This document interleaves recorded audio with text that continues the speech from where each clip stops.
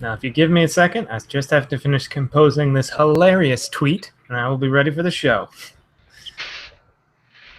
Take forever with the tweeting.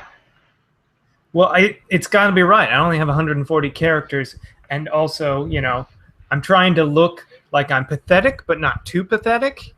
Like only a little bit of the truth. Like it's funny because he's got problems. Not like, ugh, he's got problems. And that's not funny. No. Anyways, we'll just start the show, and I can't finish this joke. Hey there, Internet. I'm Eric. I'm Ike. And you're listening to Just Cool Enough. And honestly, it's the best time of year because it's the time of year when all those girls you like start posting pictures of themselves in bikinis on Instagram, and then it's not creepy for you to just stare at them, because it's like they put it there, so it's okay that you just. They want to be seen, is what you're saying? Yeah, I'm just saying it's like I mean, don't do anything creepy with it or nothing. I'm just saying it's like, you don't have to feel bad about those kinds of things. But they wouldn't dress that way if they didn't want you to see them. Well, I mean, it's just like, hey, cool. No, don't turn it creepy. I'm just saying it's not really stalking at this point because I'm just using the readily. You don't have to actively search out said pictures. They just show up in your feed.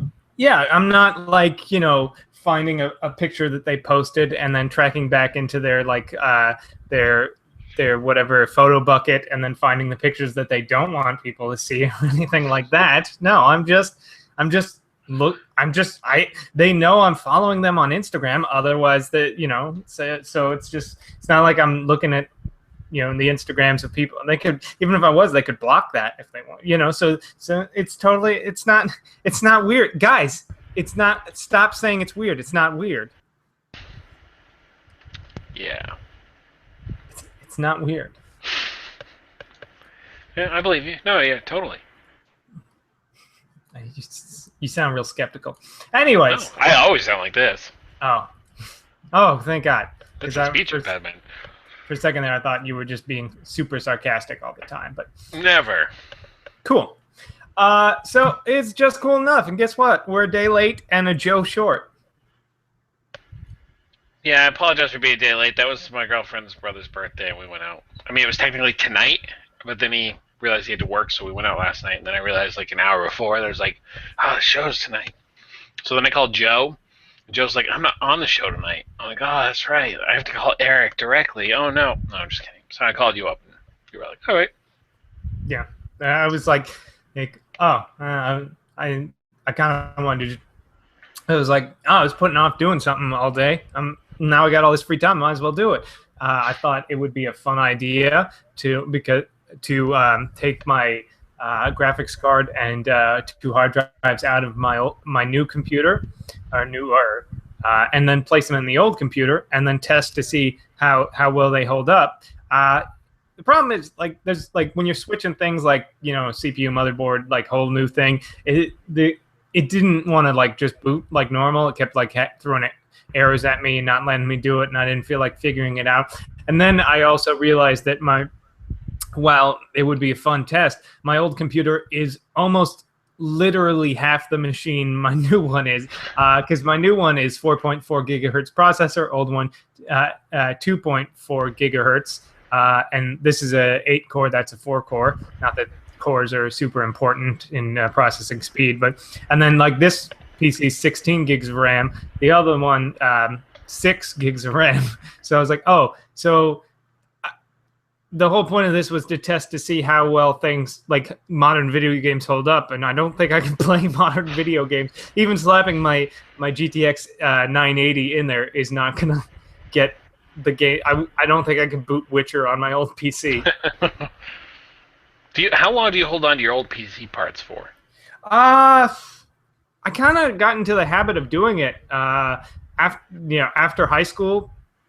I kind of got into basically not like PC building, but like just scavenging. Because my dad had a lot of old PCs around, and I taught myself how to build them I started watching Screen Junkies on Tech TV, and then like I started taking apart some of my dad's old computers, and then we got to the point where like we couldn't afford new computers for a while, so I had to like kind of scavenge computers together using like just parts I had laying around, old Dells and crap. Like my aunt lent us an old computer, and I slapped some like Frankenstein some stuff, and that was like our singular computer for a little while until we managed to get my old computers way back when, 6-7 years ago, maybe 8, I don't know, forever ago. But yeah, so I just kind of held on to parts. I held on to cables. When I moved to Los Angeles, I got rid of I had a huge box of like cables and parts and shit.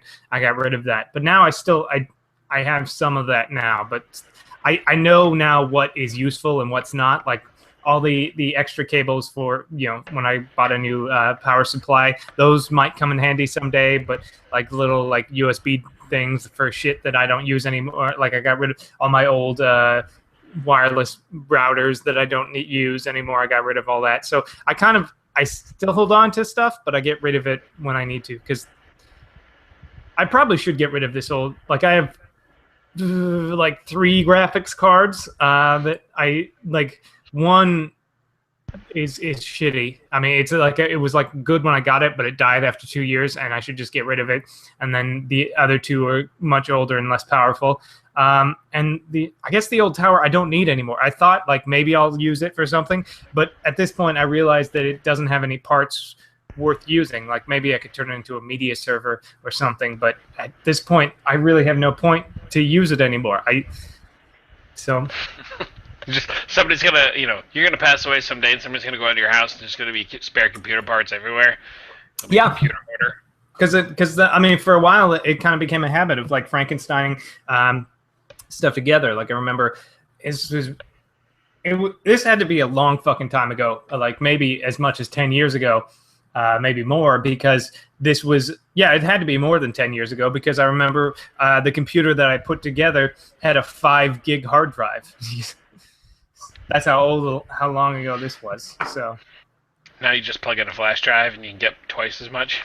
Oh yeah, my main flash drive is only 2 gigs, but I have one that's 64 gigs. So it's crazy how much space has gone up. But yeah, I really shouldn't. Mostly because I don't have room. Like when we were living in the house and we had a whole nother bedroom where I could just keep shit, where we just kept shit in a garage and stuff. It's that thing. Like when you have room to spare, you slowly fill up. Like by the time we moved out of the house and moved to Los Angeles, we'd been in that house for like 8 years, and we're just filled with crap. I didn't think something could fill with crap I was like, I didn't realize we bought this much crap. Like, why do we have all this camping gear? We don't go camping. Like just little shit like that. You should subtly start putting computer parts in your sister's room. Just like here and there, not like right on the floor, but maybe on a shelf here, and like under a table here, and just start accumulating and see how long it takes her to notice. Yeah. I don't know. I have this whole end of the world, like Half-Life 2 mentality, where it's like the world's ending and I'm building computer parts out of like just slapdash crap, and it's, even though it's like 10 years old, all these parts, it's still the most advanced piece of technology I can muster in the wastelands or something like that, which is, there's no reason for it. I'm never gonna like build a Frankenstein supercomputer that helps humanity fight off the robots or anything. You never know. You do never know. Speaking of not knowing, you never know when somebody is just gonna betray you, as was evidenced by what happened to us yesterday. So Joe couldn't be here this week because he's in Pennsylvania like an idiot. And I thought, whatever, he can't be here all the time, his fucking job. Then I see he tweets, hey, at Eric Reichert, are we still grabbing food today? And I saw this yesterday at almost 2 o'clock, and this was like 2 hours before the show. And I was like, and that's when I remembered, oh yeah, Joe won't be here today. I was like, wait, is Joe in Los Angeles? I don't remember him telling me he was in Los Angeles. Did we agree to like go out for lunch or something? That is fucking weird. Like normally he would call me or something. I don't understand that at all. Then I realized, oh, wait a minute. My Twitter name's not at Eric Reichert. this son of a bitch is going and eating fucking dinner with my evil doppelganger. The other one, the handsome one with a job and like works out and stuff, and he's like the cool version of me. He's the one who joined Twitter after me, but for some reason I still decided years into Twitter that I would still continue to be Dunkor instead of grabbing my name. Like fucking, he owns all the significant things that involve a sharing of a name between the two of us. He has, I'm pretty sure. And then to top it off, Joe goes and hangs out with him. Yeah, fucking, and like I knew they like worked at the same company and stuff, and shit like that, and because me and Joe have talked about that, but he's fucking just hanging out with this guy. I haven't seen Joe in real life in like 9 years, 8 years, 9 years, and since like 2009, I haven't seen him in real life. And now he's fucking. He was in Los Angeles like 2 years ago. He's always planning on coming back, and still haven't seen him in actual person since like 2009. And he's going off to fucking Pennsylvania to hang out with some other dude with my name, and then he's gonna feel like he doesn't have to hang out with me. Next thing you know, he's gonna start doing a podcast with Eric, and yeah, fuck that podcast. Fuck Joe, goddamn bastard. I mean, I'm really pissed off about this. I'm mostly pissed off because I tricked myself because I just assumed he was talking to me and not the other. Well, I was unable due to having other commitments on Monday night because we had a friend over to make it to our weekly D&D game this week. But I did yesterday go out and buy the Monster Manual and Princes of the Apocalypse, which I'm going to then have to get the DMG so I can run a game in real life here on Saturdays. You don't need the DMG, but yeah, it's nice. The DMG is real nice. I just have the three main ones: the DMG, Player's Handbook, the Monsters Manual, and I got the DM screen, and so those are the ones that I have at the moment. So you need that DM screen for all of those real games that you play with people, or you need to set it up.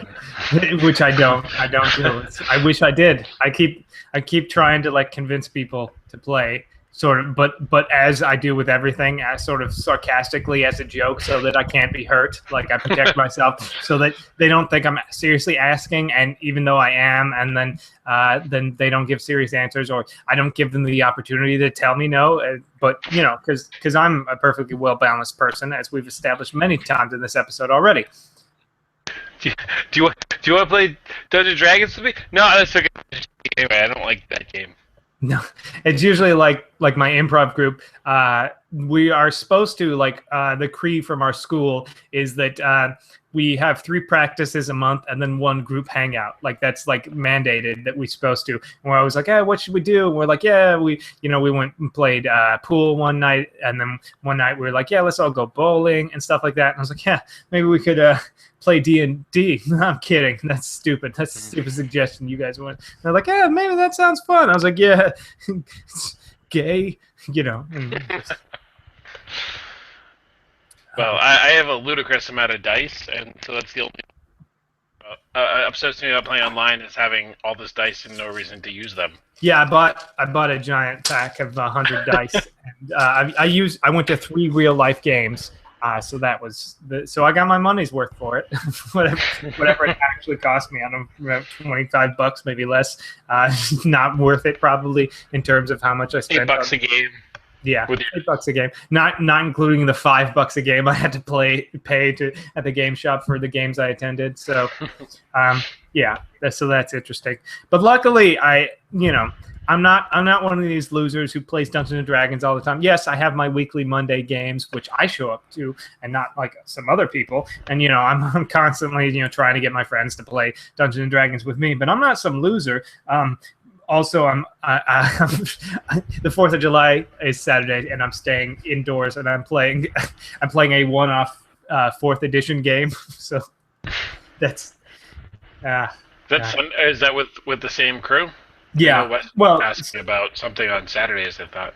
Yeah, he was saying he's invited me to a one-off 4th edition game with a couple of 2 of the guys from our game. who played in our 4th edition campaign, and then one other person so far I've seen who I don't recognize, so I assume it's a friend of his or somebody. And I don't. There might be other people because it seems like we're all playing because our 4th edition game kind of fell apart, and it kind of upset me because I liked that character. I had that character for so long, and then we just kind of stopped it. And then after a while, we picked up 5th edition, and I always kind of wanted to go back to that character just to see what's up. And it seems like we're all like kind of jumping back into our old characters, which should be fun. Although it took me a while because 4th edition's so different. Like we're level 12, and in 4th edition that means you have a bazillion skills. I was like, oh, I gotta remember what all this shit is and what all this stuff does and how you actually play 4th edition because it's very different from 5th edition in a lot of ways. But it shouldn't be that hard for me to get back into it.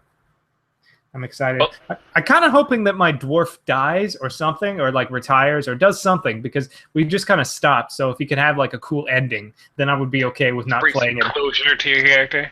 Yeah, because I was like, what are we supposed to? I mean, like, what happened to him? Last I heard, he was stuck in the Pyramid of Shadows, and that was it. That's where he'll spend the rest of eternity. Yeah. He never quite got out. He got stuck at a gambling table. That's when I decided that he had a gambling addiction, and maybe he just stayed there forever, gambling away his immortal soul. Well, we didn't get any emails this week. So for the people that are out there listening, if you do want to email us, you can email us at the show at justcoolenough.com. I mean, we did get one email, but it's not really an email because it was from Pod Directory. Joe sends stuff. He sent one which pointed me at a YouTube comment from something that he was asked. One of our fans was like, "Hey, this Cat Krendor does this show where he interviews old World of Warcraft celebrity people like Total Biscuit and blah blah blah. Would you ever do it?" And he's pointed it specifically at me, but I assume he probably meant all of us. And I was like, and I'd already replied to him, and I was like, "Yeah, I mean, I'd do it, but that." I don't know him, and I guarantee he has no fucking idea who I am. So, it's like, yeah, he interviewed our old friend Total Biscuit and Jesse Cox and stuff, but but those guys are famous. Those guys went on to do something with their lives. They made it. Yeah. They didn't just like flounder like us. Like, I doubt he's never going to reach out to me. So I was like, not going to happen, but whatever. But yeah, no real emails or nothing besides Joe's betrayal. So my other question for you, I was thinking about this week, was if there were a way for Joe and I to, let's say, get to BlizzCon this year, would you have a place for us to sleep? I mean, you guys could stay at my place, but but I live in Los Angeles, and that's like 45 minutes with okay traffic from Anaheim, one way. So so you guys would have to wake up very early in the morning to head down there and see anything, and then at night it probably would only be maybe 35 minutes, if there's no traffic. So it wouldn't be a terrible drive, but you would still have to drive and then park on the street somewhere outside my place. But I mean, I wouldn't say no. There might be a way that we could end up going to BlizzCon this year, possibly. And so we're just trying to scout out some ideas. Yeah, I mean, it's not a terrible idea, but it is a bit of a drive. So you would have to probably rent a car, which I don't know how expensive that is compared to just having a hotel within walking distance of the convention center. Well, I'll do some research, because we also think it would be nice to have, the three of us meet up as well. Yeah. Do a little live fake show or something. Who knows? Yeah, that would be fun. Do something. Maybe do a movie commentary where we're all in the room. That would be amazing. Would we do it like Mr. Science Theater? We could put something behind us so that everyone could watch the movie with us for once, although that would be an extremely long YouTube video. Yeah, we'd probably just do it over audio. We just all wear headphones and talk into microphones. So now that summer started, what have you found yourself doing? Or does the time of the year even make a difference to you aside from girls posting pictures of themselves in bikinis on the internet? That's a weird thing to bring up. Why would you bring that up? That's creepy. You're creepy for bringing that I up. know. I Uh, am. I summer wise doesn't change my schedule all that much. I think it is funny because with the way just this week works out, and like most of the things are canceled and or stuff. So I haven't left the house in days and days and days and days, which is really unusual to go this long without leaving the house. But yeah, there's nothing like it. It's hotter. It sucks that it's so hot. But yeah, it's still like improv Sunday nights, most Sunday nights, and then every other fucking Saturday is my normal show, and then my groups meet up. I was taking classes for a while. I was in a sketch writing class that ends next week, and a musical improv class that just wrapped up. But besides that, I mean, there's no like time to go to the beach because I'm not. I'm. It's weird. I'm 45 minutes from the beach, and it seems like it like I never like just too far. Like it's too far. It's not even that far. It's so close. But that's the way Los Angeles is. It's like it'll take me half an hour to get to the west side, and then I gotta find parking somewhere on Santa Monica, and then you gotta like if you want to walk down Venice, you get all those dudes like trying to like ask you to buy their rap albums and shit like that, and like I don't like rap, and walk past all those hippies selling jewelry and stuff like that. They're like, oh, it's so inconvenient. I find the beach to be a terrible place anyway.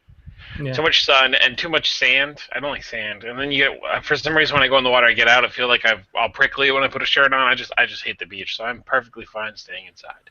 Yeah. Also, the water's cold. I mean, it's not as cold as like it was in Northern California, but it's still not far enough south where it's warm. It's still cold water.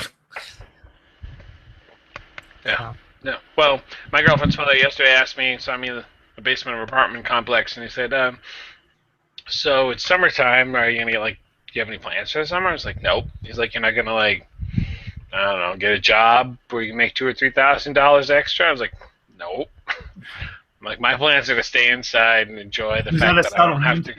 That he's raising your rent. Like, you're not going to, like, get a job to maybe offset some unexpected costs that you don't expect. I'm about to bring about on you? Yeah. So he called me lazy, but I was fine with that. You don't want to maybe look for maybe like a small studio or one bedroom in case like maybe my daughter dumped you right next week during family dinner. Not saying that's gonna happen, but I'm just saying. I mean, I don't do enough acting stuff to know what. I know there's like a season for that kind of stuff around like November. Pilot season starts or something like that. So people who are actual actors and not just pretending like me do that kind of stuff. I did sign up for next week. I'm going on an audition to be part of the Halloween Horror Nights at Universal Studios, which is they do that every year at Universal. And they always have like either people like walking through the crowds pretending to be people but are actually just zombies, or walking around on stilts, or dressed as like scary like Rob Zombie ghosts with chainsaws and stuff like that, and just all that kind of stuff. So that should be an interesting thing. That would be a fun thing to do. So maybe I'll get that job. Now, is that volunteering, or do you get paid for that? Oh, you definitely get paid. There's no volunteering for that kind of stuff. But yeah, it's a paid gig. I don't know how much it pays. Probably not a ton, but it's seasonal work, and it's more than I have now, which should be it's more than I'm paid currently for never leaving my house and not having a job in the past 10 years. Which is always fun to explain. I was talking to a friend before on Sunday, and she was like, because she knew that I lived at home and stuff like that, and maybe I didn't have, and I maybe had talked to her about not having a job or something like that, and stuff like that. But I think it finally all hit her, and she's like, "Wait, so your mom pays for your cell phone?" I'm like, "Yeah." So what about your health insurance? Well, I don't have health insurance, which is a terrible thing. And that's like, hey, so food, clothing. What if you want to like go out to dinner? I was like, well, we have a I hate to admit this, but we have a joint checking account. So, yeah, and it's just like I've never seen a person sort of jealous and simultaneously lose respect for me as a human being at the same time. Just like that, the dichotomy of those emotions hitting her face, just like not knowing how to process it, being angry but also saddened by it at the same time was fascinating to watch. And the more I described the situation, the sort of the more complex her emotional response became about it. I wish I could have seen at least the initial face made when all that kind of sinks in. Yeah. That's awesome. There's a lot of wait, what? Huh? You know, a lot of those kind of noises, which is always interesting. Speaking of things that are always interesting, I like science. I'm not one of those people that's going to go around and say I fucking love science because, you know, I've never read like a scientific journal. I did not go to a serious amount of schooling. I didn't do particularly well in chemistry because I don't know why. Just can't like. I could do great in like physics and stuff and math. Whenever it came to like mixing things together and seeing results, it never turned out for me. I don't know what it was about like fucking mixing two. It's like just mix these liquids together and put this in the thing and then turn on this machine and it should turn in clear. And then it's like mine turned brown. I did exactly what you told me to and mine turned brown. You know, it should start out as pink and then go to clear. No, it's just going browner. It's like try it again, but it's still going to be brown. I don't understand. So I like science. And about 15 years ago, I think, maybe 14, NASA launched New Horizon, which is a little satellite to explore Pluto and some of a few other dwarf planets in the Kuiper Belt region. And in 11 days from this broadcast, it will officially be able to, I mean, it's already started to send pictures back from Pluto, which is amazing. Like, it's clearer stuff than we've ever seen of Pluto. We've never seen anything this clear of Pluto. But in 11 days, it's going to make its approach and I think be in orbit around fucking Pluto. I mean, just think about how fucking distant that is. And, it took 9 years to send this little thing out there. And I believe it had to be like turned off for a while so that it didn't run out of batteries, because it certainly we don't have enough we don't have magic batteries that can last for 9 years. So we just kind of shut it off, sent it into space, and turned it back on 9 years later and hoped it worked, and it did. And it's sending back amazing pictures of Pluto already. It's actually sending pictures from like 4 blocks away in some chick's house or whatever by accident. Yeah. It landed back on Earth and nobody realized it because they turned off all the shit, and it was just sending pictures of the neighbors. I read somewhere that they thought they found faces on Pluto. Again, one of those things like the Man of the Moon where it's completely our own makeup. But we haven't seen like the pictures that they've seen of Pluto. It's still real far away from the thing, so it's just like it looks kind of like a coffee stain at the moment on a, it doesn't, like, it's not very clear. But one of the things that they think they might see is polar caps, which is crazy. The idea, because I mean, Pluto, is about the size of Missouri, so it's tiny as fuck. But the idea that it might also, like, just we'll finally get a real close idea of the makeup of it, of the contours of it, and just what it might actually look like. If it has any sort of, what it's like, not atmosphere, but like if it has like clouds or something. Is it just like a rock in space, or does it resemble much closer to a planet than we thought? Just this amazing idea of, what this like just hunk of rock so far out from our sun is actually like.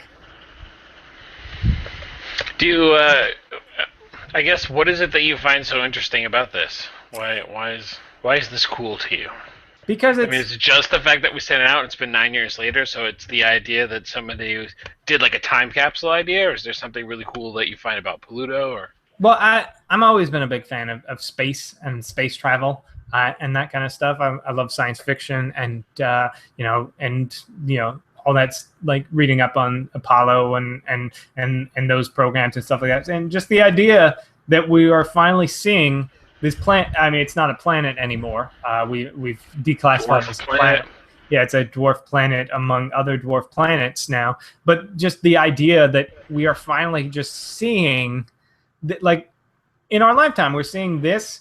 I mean, I haven't looked up, but if it hasn't already, sometime soon, the first satellite we sent out in the 70s will be leaving our known solar system and venturing out beyond the reach of our sun, and just like the idea that we built something and now it's at fucking Pluto, like it's knocking on Pluto's door. That's fucking amazing. Like humans built something and now it's billions of miles away. I have always found space to be equally kind of very interesting. Not necessarily because I think that there's other life on other planets and we have to go find it, but just the fact that there are these other bodies out there, these celestial bodies. And it is kind of interesting to know that we're at the edge of our solar system. I know we've sent out plenty of things beyond the edge of our solar system, but it is also cool to me to think that somebody somewhere had an idea at one point that's like, hey, let's shoot this out there and see what we find. And 9 years later, or whatever the time frame may be, for some of these, they remember to go back and look at it and see what comes up. Yeah, I'm more interested in the idea of going to Mars at the moment. I know there's a lot of hype around it, but just the idea of people going one direction and landing on Mars and trying to live there. I mean, Mars colonization is a cool idea. I don't know how sustainable it is. It's kind of a crazy idea in a lot of ways. It's a one-way trip. Like if we landed on Mars, you would always be dependent on Earth to some extent until we were able to terraform that planet to sustain life. But before then, you would need a lot of stuff. I mean, maybe you could make it sustainable, but it wouldn't be like you wouldn't be able to take it. In our lifetimes, you're not going to be able to just go to Mars and then take a walk outside without a pressurized spacesuit. And I think, but it'd be fun to do, because one of the things I remember seeing on one of the various like space-related television shows, and they talked about colonizing Mars or the moon or something like that, is that at the moment, humanity is incredibly fragile. If something happens to Earth, humanity is dead. But if we can start, if we have a sustainable colony on Mars or on the moon or on maybe the outer asteroid belts or some of the moons of Jupiter or some and Saturn and stuff like that, then suddenly humanity is not, just its fate isn't tied to this tiny little blue marble in the space. That anything can happen to it at any moment. It's a very fragile, precarious position that we don't like to think about how terribly fragile it is. Well, and then you hear various books, movies have been made where the Earth has been destroyed, and I guess Battlestar Galactica would be ultimately the idea of the same thing, although they think they found Earth anyway. Spoiler. But the people have gone beyond and gone out to the stars and found other places to try to live and beyond. But I also want to know, do you think that there's life on other planets? I can guarantee you there's life on other planets, because there are too many planets. Like when you think of how unfathomable space is, like just the sheer size of our galaxy alone, and the amount, just how populated it is with planets. The planets we've been able to discover in the past 20 years. And so just how densely populated it is with planets. Now, it's still it's like fractions of a fraction in the number of actual planets that we've been able to find and how many we think might be out there. But still, it's like fraction of. So there's definitely other planets that have life, and probably in our galaxy, but I imagine their distances are so far from us that I mean, humanity might come and go before we ever actually have contact with anything on our, and that's, I mean, that's life. I mean, intelligent life, that's harder still to gauge, because I mean, as much as I mean, the universe itself, as far as we can tell, is only like 14 billion years old, which seems like a lot of time, but really is, in the lifespan of the universe, is not that far along. So the idea that there is intelligent life is harder. It's fractions of fractions of fractions of fractions of fractions. But I have to believe that with the size of the universe, the idea that this is the only planet where life ever decided to be made, and also the only planet where intelligent life ever popped up, is sort of narcissistic to think of. What if it's like Star Trek, where they've already been by and they've deemed that we're not intelligent life and they left us alone? That's entirely possible, but I think there are probably intelligent species out there somewhere who think they're also the only ones, because they are so far from anything else. Yeah, I mean, how many in our galaxy I couldn't possibly comprehend, but there are so many galaxies that we know about, like just billions of galaxies with trillions of stars, and even if like a fraction of a percent have planets, that's still an incredible number of chances that life could take hold on a planet. Well, I have to say, I was looking at the idea of, or the story of Pluto on Engadget, and it happened to be at the very bottom. Speaking of other life, the story I clicked on, which I sent you in the group chat, was that apparently Real Doll is planning on investing in AI for future sex bots that move and talk dirty, because they're related. Pluto, life on other planets. Or eventually we're just going to have sex bots that are AI that will just kill us all and become the new evolution of man. Well, that's assuming that we can ever create an artificial intelligence that can simulate human brains, which... Well, and I watched, what was that Johnny Depp movie? I watched it yesterday. Transcendence? Yeah, I didn't want to see it in the movie theater because it didn't look that good, but I was actually pleasantly, intrigued by it. It wasn't the best because it's been playing on cable a lot, and I haven't decided if I wanted to see it or not, but I might check it out now if you're like, It was an interesting concept, and it was an interesting kind of follow through, and there's a nice twist at the end I won't give away. But it makes you kind of think for a second about the idea of AI and the future of humanity. Yeah.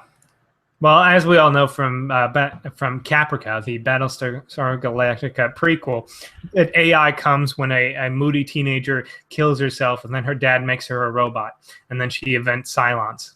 Because that's the backstory of the Cylons. Because you used to think, oh, it was this great thing, and then they gained sentience of their own, and then there was this great war. Nope, moody teenager. Because that's, God damn it, that pisses me off so much. More than it has any reason to, but I believe it. I think that will moody teenagers will be the downfall of us all. Yeah.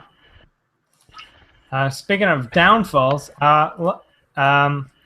so we cover a lot how the inevitable destruction of humanity won't come from robotics or zombies. Realistically, it's coming from dolphins. Probably the only other intelligent species on this planet that we harvest for their organs, and then make them do tricks to entertain us because we're petty, because we like. Well, we do put lasers on their heads. Yeah, but they don't have legs, so we make fun of them and make them do flips and shit. They're second class, really. Yeah, they're definitely it's a civil rights issue, but apparently. We've been talking a lot about how dolphins have been weaponized, and then they escape, and how they're definitely going to come for us someday. Well, I don't want to say that the first salvo was fired by the dolphins, but I'm just saying that they are certainly testing the waters, if you will, because a family in California, in Southern California, was enjoying a nice day in a boat, Like as you do, sailing around, enjoying, maybe doing some fishing, whatever they happen to be doing off the coast of California. And a pod of dolphins started to swim by, and they thought, isn't this majestic? Maybe they took some Instagrams or whatever, or Vined it or Periscoped it, whatever people do these days.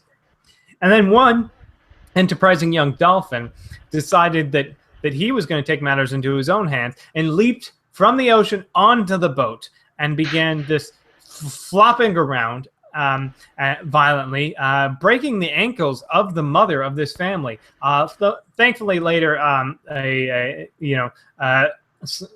police or harbor officials were able to subdue the dolphin and put it back in the ocean. But it's already known. I mean, this was just a test of our defenses, and they found our defenses lacking.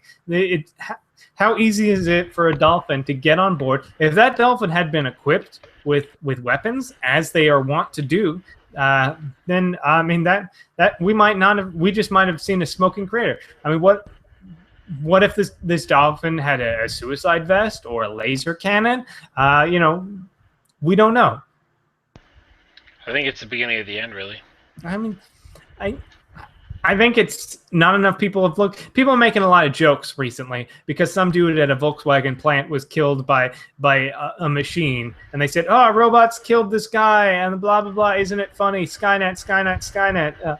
When it's just like fucking, it's just like something fell on a dude and whatever, workplace accident. But nobody's talking about this fucking dolphin.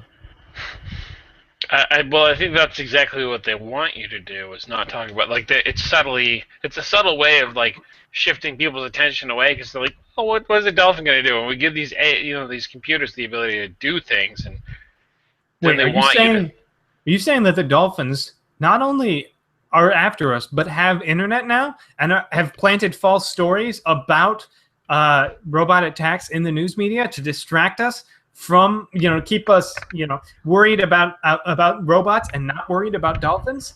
I'm very much saying that the dolphins could be, in fact, the Illuminati. That's what I'm really trying to get at. Oh my God. I mean, I think we're really onto something here. I mean, I don't think enough people are reporting this stuff. Well, that's where our journalistic credibility comes from, reporting these things that others are afraid to bring up. Because we're not afraid. No, I'm not afraid of some dolphin. I'm not afraid of some bottlenose fucking fish making, I don't know. I've seen Flipper.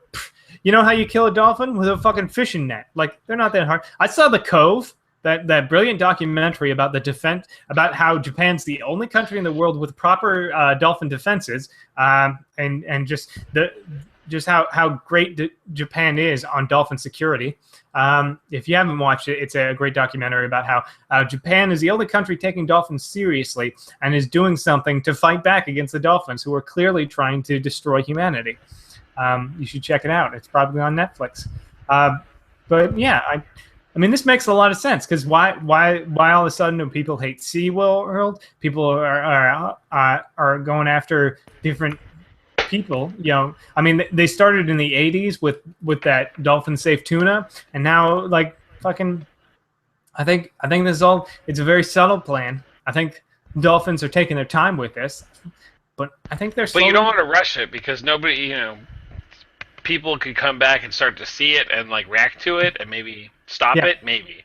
But if it's a long-term plan, harder to stop when all the seeds have been sown.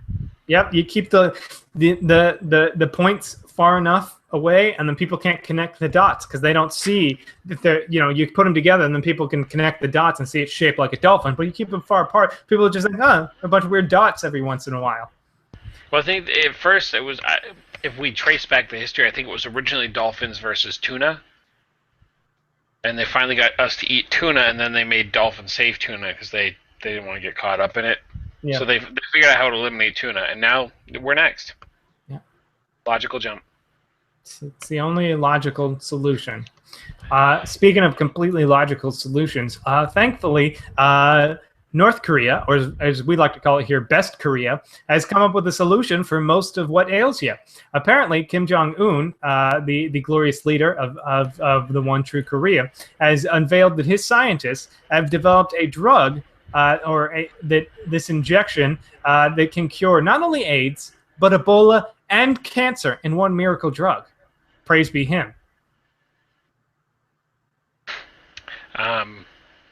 Did they mention exactly what's in it? No, but in a statement published by the Korean Central News Agency of the Democratic People's Republic of Korea, that The one true. yeah, the only true news in this age of lies from the Western media, that a doctor there said that researchers inserted rare earth elements into ginseng, and by applying a microelemental fertilizer of rare earth elements in the ginseng. So basically, it's just ginseng and rare earth elements. But the injection is made from an extract from a more complicated compound. Some of these strong amino activations, same as the strong amino activations, the injection has been recognized to prevent different malignant epidemics. So, I mean, a lot of that's really high science talk. I know you probably need a PhD in chemistry in order to understand all of that. But it's said that the drug actually has a website, and it claims it cites a medical study in Africa where the drug was tested on HIV patients. Its record shows that every single participant in the trial noted an improvement with a 56% of them being completely cured, and 44% noting considerable improvement in their condition. So yeah. It's a wonder drug. It doesn't really have. I don't see a name for it, but yeah, it cures bird flu, AIDS, just all kinds of stuff. And it's a miracle. And thank you to the one true leader of Korea, Kim Jong-un, and his godlike powers. Well, in here I was thinking, they were one step closest to fixing Ebola. They said they found some kind of heart drug / depression drug, like when combined, it cured Ebola in rats. But he's got the cure Western lies. All Western lies. They want to suppress this information. So the big pharmaceutical companies want to suppress it so they can make money, because there's no money in cures. There's money in treatments because you have to keep taking them. But thankfully, glorious leader Kim Jong-un, who's great at basketball and has sex with millions of women every day, has got his scientists to cure most of the main killers of humanity. So look forward to the wonderful utopia that Korea has brought us. All hail Kim Jong-un. Well, that's it. That settles it. I'm moving to South Korea. No, you want to move to North Korea. Well, you got to get to South Korea because you can't go straight to north without people raising some red flags. You can't cross from south to north, right, because there's a couple of miles of just straight landmines and then machine gun emplacements. So what you actually have to do is you have to travel to Vietnam and then Laos and then China and then down. There's this whole thing on Vice about sneaking people out of North Korea into South Korea, and just how hard that is. You have to go from China and then down the Vietnamese peninsula and stuff, and then cross over. And every step along the way, if you get caught, they'll send you back to North Korea until you get to South Korea. You have to go through all these places that want to send you back before you can make it to South Korea. Yeah. But why would you ever want to leave the wonderful nation of North Korea? Especially with all their cure-all. Yeah, their cure-all and their bounty where nobody has ever heard of hunger.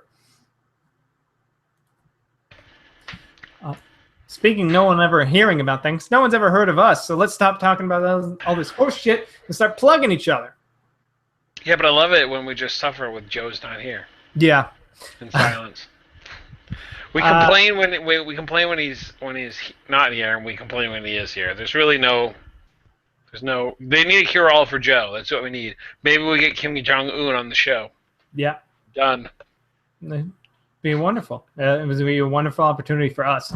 My plug for this week, I'm gonna say I mentioned screensavers before because they're back, and they've been back for a while. I only just realized that. But Leo Laporte and his Twit network, twit.tv, has finally brought back what they're calling the new Screensavers, which is a show that they do weekly now that is basically the same format as the original Screensavers show, which I was a big fan of when it was out like 15 years ago, which was a big show on Tech TV. But when Comcast bought Tech TV and merged it with G4, they basically fired all of the tech people and then put Kevin Pereira was the only one they left over, and then they called it Attack of the Show, or I don't know if it was Attack of the Show yet, and it had nothing to do with that, and it became this pop culture show, and then Kevin Pereira and Olivia Munn and blah blah blah. But the Screensavers was really good. It's a great show, tech news and tech help, and they have call-in people and they help you with stuff and they interview people. It's an awesome show, and now it's back with Leo Laporte, and it's a video, not a podcast. It's actually the first video show that they have on the Twit network now, and it's great. So I would totally suggest you seek that out at twit.tv.com, or look for it. Just type in Screensavers into any search engine, and I'm sure you'll find it. Not to be confused with computer screensavers. Yeah. If you're downloading that maze that looks like that maze that has of the brick walls that has a smiley face, it's not that. It's a TV show. It's not a bunch of flying toasters. Oh, that's old school. It brings me back. Do people still use Screensavers anymore? I don't. Mine just goes like sleeping and shuts down all the way. After like whatever 10, 15 minutes, my monitor just turns off. But I don't know anyone who does like screens that like has like the time going or like the weird amorphous blob or like those classic ones. I don't even know like if my computer still has Screensavers anymore. Like, is that still a thing? Oh yeah, it does. It's X'd out, but yeah, there are Screensavers, and it's like the same ones that they've always been. I don't know if they've. I mean, I'm sure you can download some, but I'm pretty sure it's the same basic like 6 Screensavers that have only ever existed. I'm gonna go ahead and plug this week Alpha Geek Radio. Go check them out. We're gonna be there starting next week. Also, if you listen to the show now or on a podcast, or if you want to tune in live and you couldn't make it to our old show because it was a half hour too late. We're going to be on Alpha Geek Radio starting next week at 6:30 instead of 7. So you can find us next Wednesday. Yeah, Eastern time. Well, that's the only time that matters. Yeah. Just tune in whatever 6:30 is for you. At whatever 6:30 time it is, we will be on. 6:30 a.m., 6:30 p.m. Yeah. Mountain time, Standard Time, whatever. Yeah. But you'll find us on Alpha Geek Media or Alpha Geek Radio. You can even just put that into a search engine after you search for Screensavers, and you can find all the other cool shows there. Yep. Yes, you can. Anyways, that's been our show. Thank you guys so much for listening. You can always follow me on Instagram. I'm mostly shit on Instagram. And you can, not just a clever name, you can follow me on Instagram at Ike_Dodge. And I don't post too much recently, but I'm getting ready to start posting again. Yeah, I mostly just use it to stalk women. I mean, what? That's weird. And you can always check out our website, justcoolenough.com, where we do a bunch of stuff, including we've been posting some videos of us playing Heroes of the Storm. We've got 2 really awesome videos up on our website and our YouTube channel. There should be one more. I haven't edited it yet, but once I do, it'll be up on Sunday probably. And you check out all the other shit we have and all the other episodes. But until next week, when hopefully Joe's back, because I don't know how to fucking do any of this Alpha Geek Radio shit. He told me I wouldn't have to do anything. See you guys, and have a wonderful 4th of July weekend. Even if you're not American. Like, yeah, why not? Even if you live in another country, still like eat a hot dog and get drunk like the rest of the people. You probably can't have fireworks, but who cares? You don't have any excuse. You get drunk and have a hot dog. Yeah. Bye.